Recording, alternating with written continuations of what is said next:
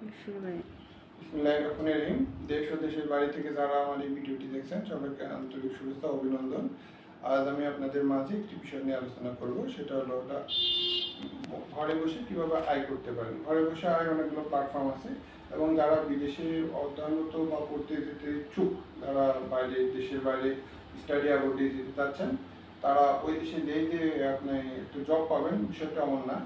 যদি আপনি এখান থেকে কিছু ট্রেনিং শিখে যান, তাহলে সেই দেশে বসে নিউ ইয়র্ক স্টক এক্সচেঞ্জ বা NASDAQ সম্পর্কে ধারণা রাখতে পারবেন, যাকে আমরা সহজ ভাষায় বলি আমেরিকা স্টক এক্সচেঞ্জ সম্পর্কে। আমাদের এখানে টোটাল আমেরিকা স্টক এক্সচেঞ্জ, তারপরে লন্ডন বা ইউকে স্টক এক্সচেঞ্জ, ইউরোপের স্টক এক্সচেঞ্জগুলো নিয়ে আলোচনা করব, তারপরে অস্ট্রেলিয়া স্টক এক্সচেঞ্জ নিয়ে আলোচনা করব, এরপরে আমরা আরও আসবো সিঙ্গাপুর স্টক এক্সচেঞ্জ নিয়ে, তারপরে আমাদের জাপান স্টক এক্সচেঞ্জ থাকবে, হংকং স্টক এক্সচেঞ্জ থাকবে। এইগুলো যদি আপনি ধারণা রাখতে পারেন, তাহলে আপনি বিদেশের যে কোনো দেশে থেকে সেই দেশে বসে সহজেই আপনি ডলার ইনকাম করতে পারবেন এবং সে আপনার পড়াশোনাটাও পাশাপাশি চালিয়ে যেতে পারবেন।